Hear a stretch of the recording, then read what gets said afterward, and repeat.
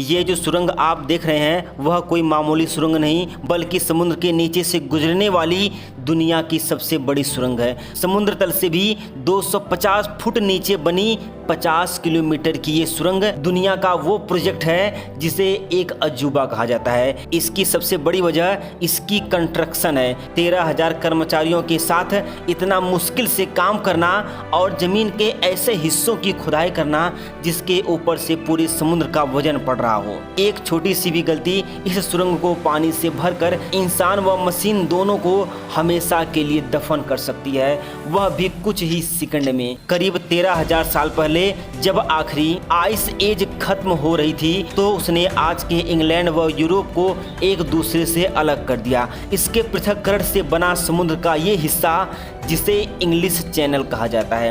वैसे तो ये चैनल काफ़ी फैला हुआ है लेकिन इस हिस्से पर आकर काफ़ी पास हो जाता है और यहाँ से इंग्लैंड व फ्रांस मात्र 33 किलोमीटर की दूरी पर रह जाते हैं। इतिहास में यह दूरी खत्म करने के एक्सपेरिमेंट किए गए लेकिन कई मजदूरों की जाने गंवाने के बाद भी यह असफल रहा। उस समय टेक्नोलॉजी अधिक विकसित नहीं थी लेकिन 20वीं सदी की टेक्नोलॉजी अपने कदम आगे बढ़ा रही थी। तो फिर से एक बार इंग्लैंड व फ्रांस को आपस में जमीनी तौर पर जोड़ने का प्रयास किया गया। यह वह दौर था जब बड़ी से बड़ी मशीनरी बनाना संभव था। वर्ल्ड वार 2 में हिटलर ने फ्रांस के कैले नामक गांव से एक अंडर वाटर टनल खोदने का सीक्रेट प्रोजेक्ट भी तैयार किया था ताकि इंग्लैंड पर काबू किया जा सके, लेकिन ये प्रोजेक्ट शुरू तो किया गया लेकिन असफल रहा। खैर, हिटलर के मरने व वर्ल्ड वार 2 के बाद यूरोप में तब्दीली आना शुरू हो गया। बिजनेस बूम करने लगा और हर तरफ खुशहाली छाने लगी। फ्रांस व इंग्लैंड जो कभी दुश्मन हुआ करते थे वो इंग्लिश चैनल के जरिए ट्रेड करना शुरू कर दिए। वक्त गुजरता गया और 1986 में इन दोनों देशों ने डिसाइड किया कि दूरियों को मिटा दिया जाए, यूरोप और इंग्लैंड को कनेक्ट कर दिया जाए। कई महीनों की बहस के बाद दोनों देशों ने अंडर सी टनल बनाने का एग्रीमेंट कर लिया और इस शर्त के अनुसार इंग्लैंड और फ्रांस की टीम अपनी अपनी ओर से सुरंग खोदेंगी जो सेंटर पॉइंट पर आकर कनेक्ट होंगी और 10 इंजीनियरिंग फार्म एक साथ मिलकर काम करेंगी। और सुरंग बनने से पहले ये जानना जरूरी था कि इसके अंदर कौन सी ट्रांसपोर्ट चलेगी और शुरू कहाँ से होगी और खत्म कहाँ पर होगी। शोध में पाया गया कि टोटल 3 टनल बनाए जाएंगे जिसमें इंग्लैंड व फ्रांस के बीच रेलवे लूप चलेगा। सुरंग की लंबाई 50 किलोमीटर होगी और इसमें सबसे बड़ा मसला जो इंजीनियरिंग टीम का था टनल बोरिंग मशीन का, जिसे TBM भी कहा जाता है। जानकारी के लिए बता दूं कि हजारों किलोमीटर दूर वाशिंगटन में इस खास टनलिंग मशीन को बनाने का काम रोबिन्स के लोगों को दिया गया जो बोरिंग मशीन बनाने के एक्सपर्ट हैं। यह मशीन कंप्लीट होने के बाद 800 फुट लंबी और 1500 टन वजनी होगी।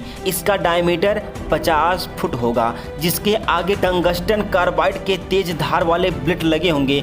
इसमें लगे हाइड्रोलिक पंप इसे आगे की ओर ढकेलेंगे और टूटे मिट्टी व पत्थर का मलबा बाहर निकालने के लिए मशीन में ही एक कन्वेयर बोल्ट लगा होगा और सर्विस ट्रेन से ये मलबा सुरंग से बाहर निकाला जाएगा। जब ये मशीन तैयार हो गई तो सवाल ये उठता है कि इसे जमीन के 200 फुट नीचे पहुंचाया कैसे जाए। इस काम को करने के लिए मशीन को डिसअसेंबल किया गया और एक एक पीस अलग से नीचे पहुंचाया गया और जमीन के अंदर पुनः इसे तैयार किया गया जिसमें लाखों डॉलर खर्च आया। उसके बाद मशीन एक दिन में 750 स्क्वायर फुट के पत्थरों को काट रही थी और एक घंटे में 240 टन मलबा जमा होता चला जा रहा था। एक तरफ से मलबा बाहर निकाला जा रहा था और दूसरी तरफ अंदर ले जाने वाला सामान भी बहुत ज्यादा था। जिस तरह से मशीन आगे बढ़ती उसी प्रकार से तुरंत सुरंग की दीवारों को सील करना भी जरूरी था। इस प्रक्रिया के लिए एक खास करके अलग से मशीन तैयार की गई थी और इस रिंग का वजन 40 टन के बराबर था। दिन से हफ्ते और हफ्ते से महीने गुजरते जा रहे थे और सबको एक ही चीज का इंतजार था कि कब ये सुरंग एक दूसरे से आपस में मिलेंगी। ये काम जितना सुनने व देखने में आसान लगता है उससे 1000 गुना इसे करने में कठिनाई होती है। दोनों TBM ठीक पोजीशन से आगे नहीं बढ़ेंगी तो सुरंग एक दूसरे से आपस में कभी नहीं मिल पाएगी, जिससे निजात पाने के लिए लेजर बीम गाइडेंस सिस्टम का प्रयोग किया जा रहा था और यह लेजर एक दूसरे से वायरलेस कनेक्टेड थे। 3 साल की कड़ी मेहनत के बाद आखिर वो समय आ चुका था जब दोनों सुरंगों के बीच का फासला मात्र 100 मीटर ही बचा था और प्लान के अनुसार